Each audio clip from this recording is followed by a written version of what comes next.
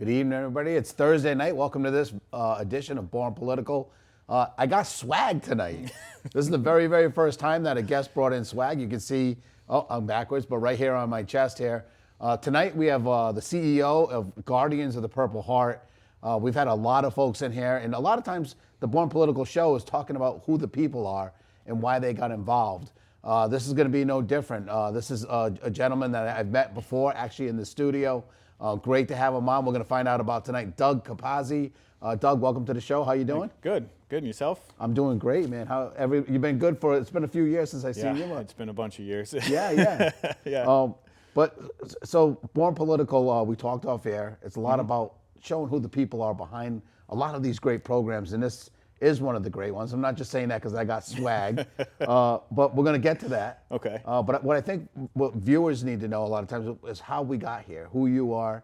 And I start out with where you were born. Born Political, where were you born? I was born in Norfolk, Virginia. Norfolk, Virginia. Right. My dad was in the Navy. He served for 20 years, and I'm the second son of 4 boys.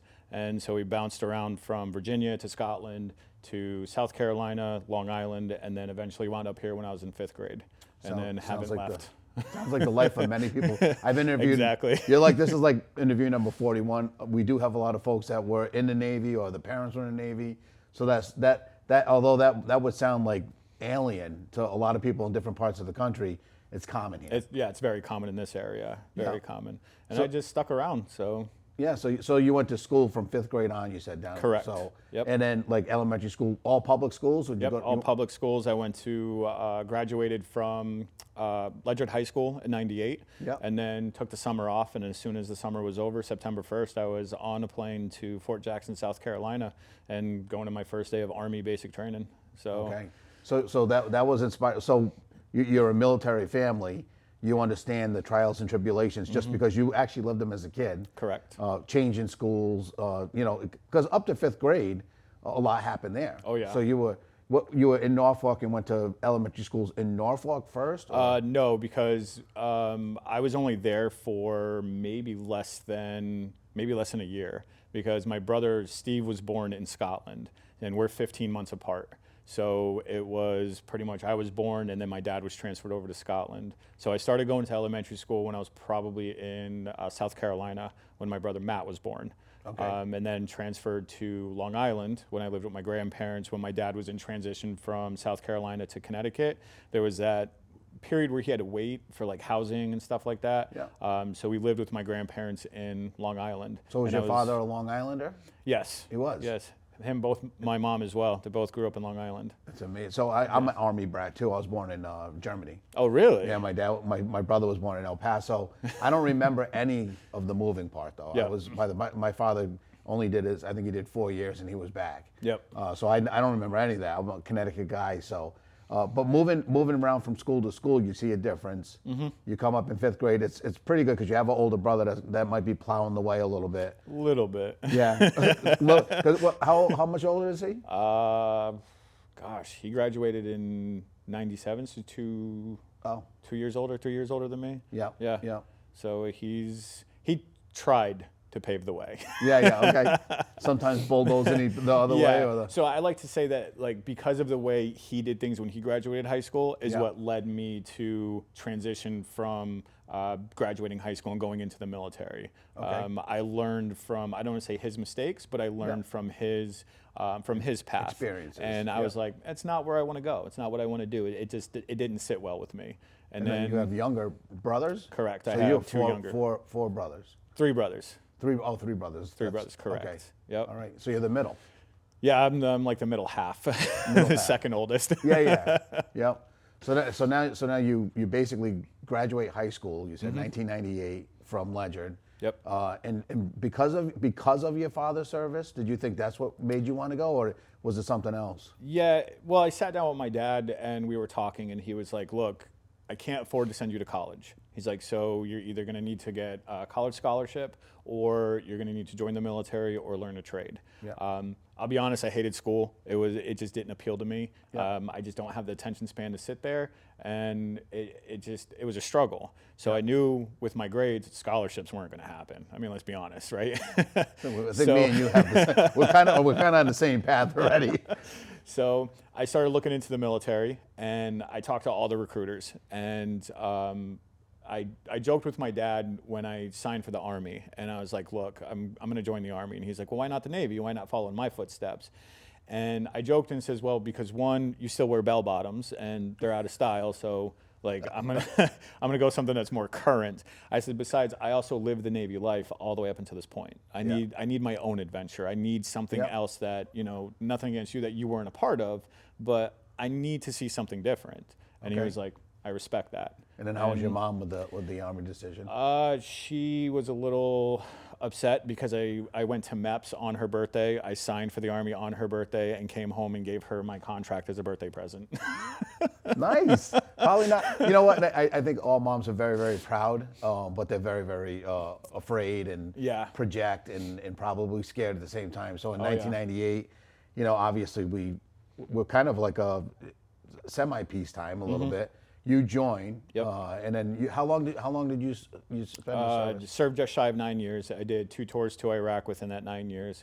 That was a little bit tough, but it was huge support from my family though, and that's what made a big difference, was having the support from my mom and dad, and from the rest of my family was pretty huge. Well, hopefully coming from this community, I mean, I think we all understand the sacrifices.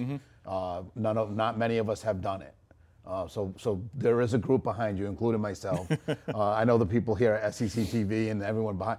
Actually, on my crew, former submariner, we understand that the humongous sacrifice that it is, and the fact that you were over there during wartime. You have my utmost respect. Oh, thank you. Obviously, and this community as a whole. The one thing I did say is, being a politician like I was, I did 9 years, but really only 6 years up at the state. Correct. And that was, I was on the Veterans Committee, and that is nonpartisan. People talk about where can we find a place to agree.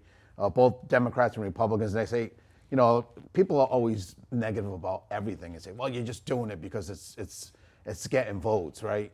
And that's not necessarily true.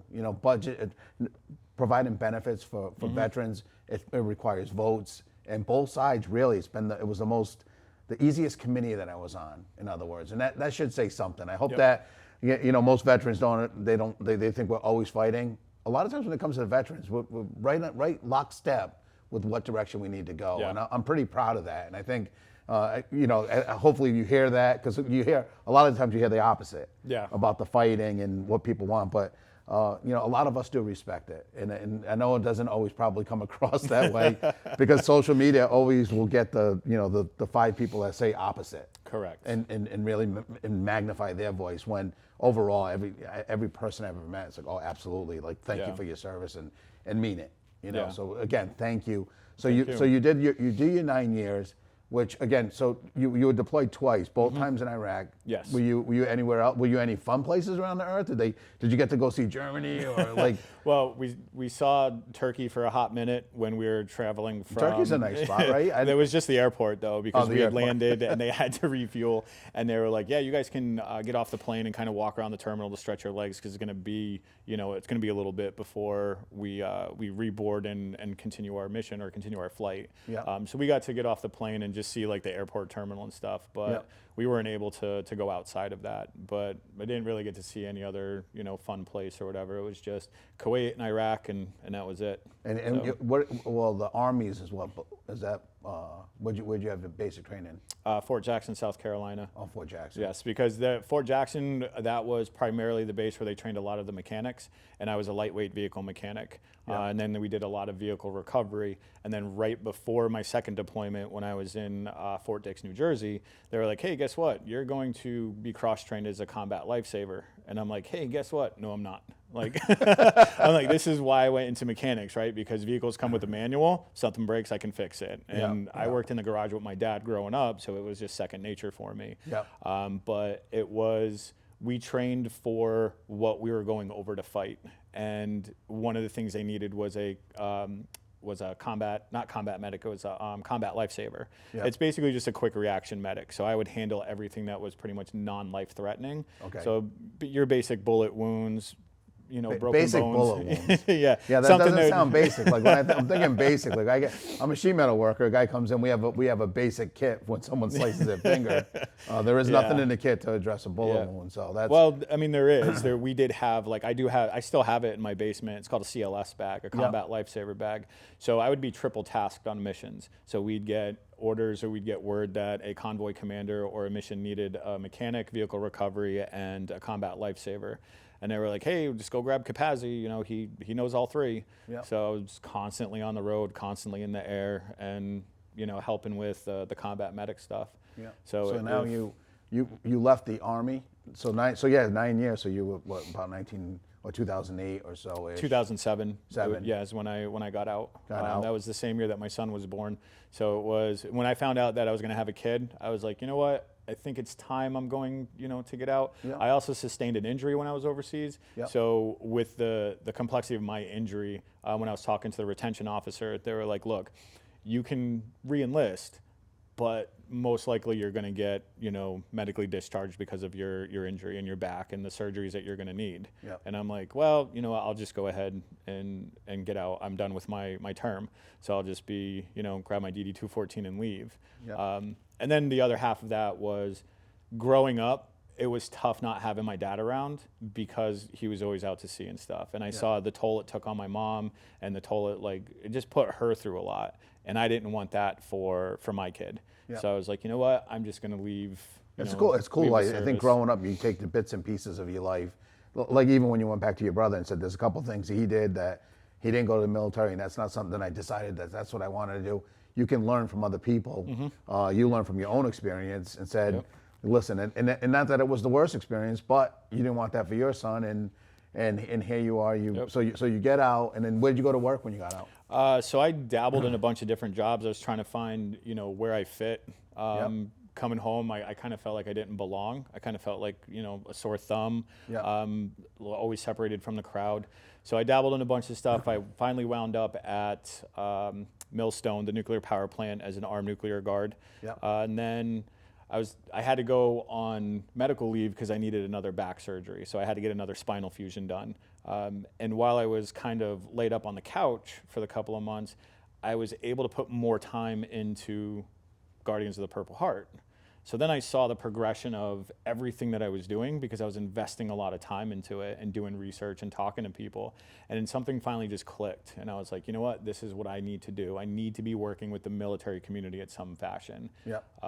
So how long were you a guard for? I was there for like 3 years, I think. Okay. Yeah. And it was a great job. I love it. I mean, it was fantastic people to work for. But at the same time, I felt like there was talent. And it was just stuff not being utilized that could be put to good use, especially in this area. Yep. And then I contacted vocational rehab at the VA because of my disability. I qualified for it. And at 38, I left that career and was like, I'm going to become a full-time college student. So someone that didn't like school and didn't have the attention span for it. And there's the funny part. Like I said, I never had the attention span, could never do anything in school. Like it just never sat. But yet when I was going through college, I wound up on the dean's list like every single semester.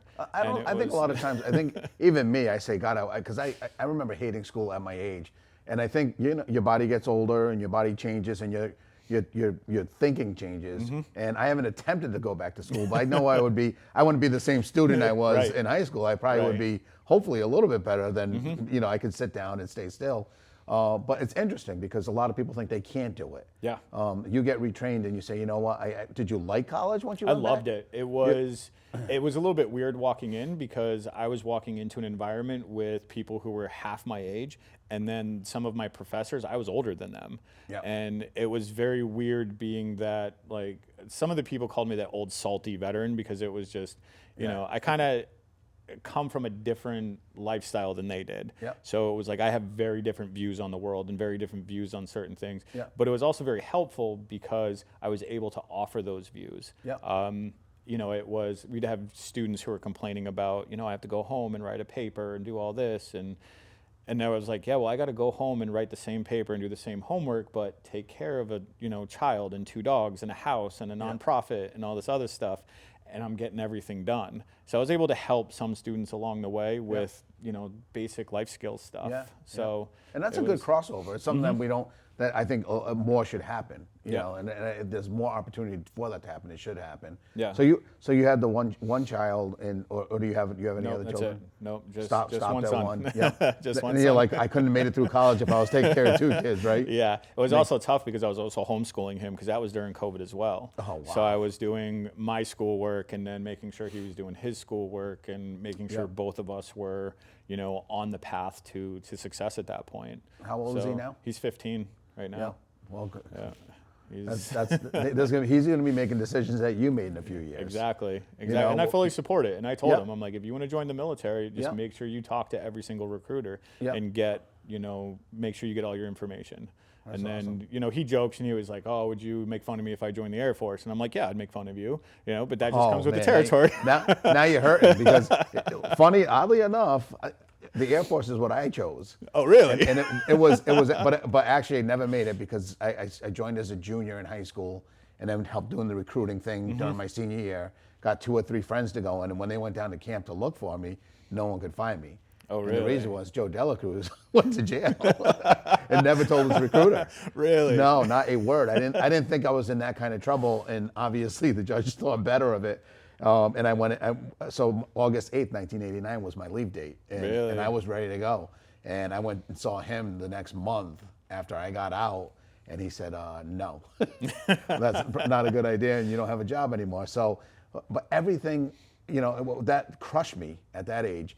But as I got older, I realized everything that happened to me happened to me, and for a reason, whatever reason it happened, here I am today, and learn from my experiences. But it's funny because Air Force. Oh, and I chose Air Force because they said, if you can't do a push-up from your legs up, you can use your knees. And I'm like, that sounds like something that they adapt to people. And I was physically fit enough to do it, but that was the running joke. Yep. But I think when you're going through it and you see those guys enjoying life at a little bit easier pace, you're like, maybe I should have did that. So maybe food for thought for your son, Well, I always tell him, like, you're going to get that general ribbing between branches, right? It just comes with the territory. Yeah. I respect every branch. It doesn't matter if you serve the Navy, Air Force, Marines, doesn't matter. Like, I have the utmost respect. If you're putting on that uniform and you're going out there and doing the job, I tell people it's the same fight, different uniform, right? And, going back, if I would have gotten more information, maybe I would have chose the Air Force because they have transferable skills into the civilian world, whereas the Army really didn't. So it was, maybe in hindsight, I would have done stuff differently. But like you said, everything happens for a reason. And you are where you are. I'm loving where I'm at right now. I'm, completely and utterly content with what I'm doing. So And we haven't talked about that yet. So, if you get the gist of it, I think so. Now, when we talk about where you did land and what you're doing now, I think a lot of people have your background story and say, "Man, there was like no doubt that's what this guy was going to be doing." Maybe you didn't know that's what you're going to be doing 20 years ago, but here we are. And so, Guardians of the Purple Heart is an organization that started before you got there. Correct. Obviously. Well, or you were about the same. Yeah, so what happens is we have a main event. So our organization is designed to obtain items and services for Connecticut combat wounded veterans that are not being met by other organizations like the VA. Okay. So essentially where the VA has to leave off because of their corporate red tape and their limitations, which is natural for any entity that exists. Bureaucracy. We can come in behind them and say, hey, what do you need? And we can fulfill these obligations just by reaching out to the community, hosting and attending multiple events throughout the year, and then basically getting the entire community involved and improve the overall quality of life for these people. So our main event is a poker run. It's a motorcycle run. I have a motorcycle. You should come on out. July 15th is our run this year. We start out of Mike's famous Harley Davidson in New London. We have 4 stops in southeastern Connecticut, and then we end up at the Basra Moose Lodge in Basra. And we have an after party, raffles, vendors. We have a pig roast that happens, live entertainment, and all the funds that we raise go to help a Purple Heart recipient. So the concept of the Poker Run was founded by a local Purple Heart recipient by the name of Brent Walker. He started that out of Three Rivers Community College. Yep. Right around 2014, he was like, I want to take a year off, take a step back, because he was donating the funds that he raised to the Wounded Warrior Project, and he wanted to have a little bit more of a bigger impact. Okay. So him being a Purple Heart recipient, he was like, well, maybe I should give back to my community, right? Because there's a lot of times we hear of Purple Heart recipients or veterans going up to the VA and saying, hey, like, I could really use a mobilized scooter. Yep. And the VA's like, well, sorry, we can't. We don't have the means to provide that for you. So this was a way for him to basically provide, items like that. How many Purple Heart, obviously we're a military community. And you're serving Connecticut and Rhode Island now? Right, we just broke state lines like a month and a half ago into Rhode Island. So now you're what we do staying in Connecticut, we can do Western in Rhode Island, or you all of Rhode Island. All of Rhode Island, All of Rhode Island. Connecticut. All of Connecticut. Yes. So you probably, I don't know what the exact numbers would be, or if you probably wouldn't have, because some people don't report that they ever got one. So we can't go to the VA and we can't ask because it's protected by HIPAA. Yep. We can't ask for names. We solely rely on people stepping up and saying, hey, so-and-so is a Purple Heart recipient. I gave them your contact information. I told them that you were going to call them, and we initiate the conversation that way. We also get Purple Heart recipients' names by doing, we do crazy events throughout the year. We're at Vets Rock at Mohegan Sun. We go to the Bike Blessings in New London. We're over at the Flag Run out in the Plainfield area. So, we're constantly out there in the public. I have a Purple Heart recipient that lives with me. Oh, really? I do, yeah. Wow. And oddly enough, not oddly enough, I think it almost becomes part of their DNA, is they don't talk about things. Nope. They don't want to, they're not the ones at the party that are talking about it. So if you have a Purple Heart recipient that's out there and you know there's a service that they could use, a lot of times it happens from a friend. Yeah. Because they're not the ones, right? It's not the guy, you don't see the guy coming to the tent and say, hey, I got one of those awards. It's not how it works. Nope. It's usually, and the person I'm talking about is not someone that shares that with a lot of people. But I'm really proud that to know the person, and we're friends. But not anybody else that we bowl with or an elite. No one knows that, Right. And it's because it's not something they say or admit, or for whatever reason. So you're reaching out for a community that is tough to reach, because even if they needed help, they're not usually ones to ask for It's it. the most humble community I've ever ran into. I ran into a situation where there was a double amputee that I knew personally, went to sell his house, moved his family down south, and I happened to know his realtor. Realtor was talking to him and saying, hey, where are you going to live when you finish out your degree up here? He goes, I'm just going to live in my horse trailer, ping off of Dunkin' Donuts Wi-Fi or McDonald's Wi-Fi, and just submit my assignments. Realtor turned around and called me and was like, hey, this is the situation. Yeah. So I brought it to the organization. We paid for a hotel for, I think it was 2 months for him. And because he was a double amputee, I needed to make sure it was, handicap accessible. Yep. It had everything that he would need for 2 months. Outfitted it with food and drinks and water and stuff like that, and called him up and was like, hey, go to this hotel, this room, or the desk. They're going to give you a room for the next 2 months. And he was like, give it to someone else who needs it. And I'm like, I'm like, you need this. We're here to help. We exist to help. Yeah. And he was like, Doug, give it to someone else who can use it more. And he was like, I'm just going to tell him to reverse the charges on the card. And I turned around, and knowing this individual, I says, well, I kind of beat you to the punch, because I told him that the charges are to be irreversible. So they're not to put the money back on our credit card. And he was like, I hate you. and he ultimately went to the hotel. And he still, to this day, when we talk, he's like, because of you and because of your organization, I am at where I'm at today because you guys did that for me. And we find that through, all these groups are the same, right? Me and my wife and I work with the drug addiction group. And the most grateful people are the ones that you were able to help and didn't, and weren't, and sometimes they're willing to come out and ask.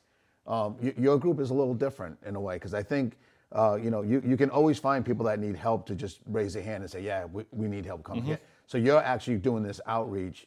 And for the most part, is it just like friends that reach out and say, it was a realtor, right? Yep. This is somebody that was saying, I know this guy's story and he's not going to tell it. Right. right? So I'm gonna help tell it for them. So the great thing is that we've been officially named Guardians of the Purple Heart since like late 2016, early 2017.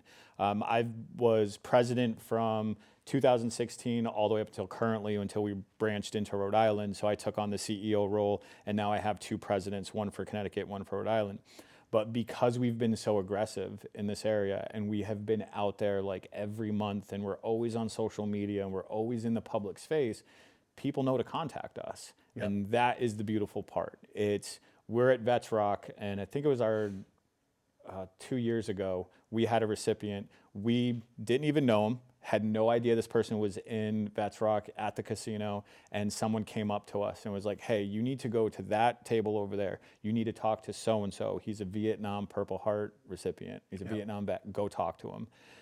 We walked through this crowd of people, and I did not stop until I tracked this guy down. And I was like, hey, I'm Doug. This is what I do. Let me, talk about your organization. And, we just built that relationship. And then I was like, so I hear you're a Purple Heart recipient. And he was like, yes, I am. And I was like, oh, thank you for your service. Welcome home. And then we just started the conversation. And he was a little reluctant at first because it was like, again, humble community. He was like, well, isn't there someone else who needs it more than me? Yeah. I'm like... And how do you convince someone that the day they signed up, before they ever got the Purple Heart, the day that they were 18 or whatever age they joined, and said, "Listen, this is what I'm going to do, and I'm going to serve others." It's in their DNA already. Mm-hmm. So to pry that out, and we've seen that, and really about being veterans and being a legislator, usually it's about advocacy. And the hardest thing for someone to do that's humble and doesn't say they need help is to advocate for themselves. Mm-hmm. So groups like yours, and it's more, it goes beyond the groups, because to me, the hero in this story is the realtor, right? The neighbor, the next door neighbor that notices someone suffering. Remember, if you know someone that's suffering and they're not getting the help that they need, advocate. Yeah. Because your voice is much stronger, because it's funny, because it's the person that's usually advocating that's not the person that will actually make the most sense and say, hey, this person needs this, and that, and he deserves it or she deserves it. Why? Because of this. Yeah. And that's what your group has been doing. Yep. Yeah. We step in and we interview them, and so a lot of times they'll say, well, I don't know where you can help, and I'm like, don't worry, we'll find a way. And when we helped the Vietnam vet that we met in the casino, he literally said, I don't know how you can help me. And after 20 minutes of talking with him, I immediately came back to the table and was like, I know how we're going to help this individual. And it's just through conversation and listening to their story and what they're going through, and where I know what our limitations are and what we can and can't do. And that was one of our biggest, I call it the reveal or the Oprah moment, because we do a dinner every year for our recipient, and then we reveal to the community, where your donations have gone, right? So some people donate to organizations and they don't know where their money is being utilized. Exactly. Here, you donate and you actually see where this money goes to and where your volunteer time goes to. He went to replace the roof on his house.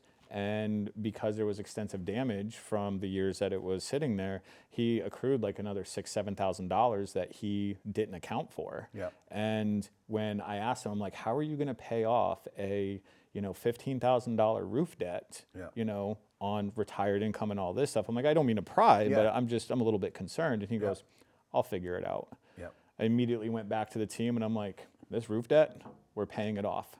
And everyone looked at me and like, you're crazy. We have to raise $15,000. And I'm like, we got it. Yeah. We got it. And at the honorary dinner, I stood in front of him and about 100 people, and we do a speech. So we'll have a 4-hour dinner. In that 4-hour time frame, we do about a 15, 20-minute speech. And then within that speech, there's like a 2-minute window where we do that reveal. We're out of time. I'm gonna have to bring him back. Hey, listen, Born Political. We can come back one day. I'll have you, Doug. Thank you for being on the show. I knew this was gonna be a great show. You guys saw his name up there. Donate if you can. Yeah, please contact me. My phone number's up there, so they can go ahead and text or call me. Thanks, brother. Thank you, sir. Appreciate you. Thank you.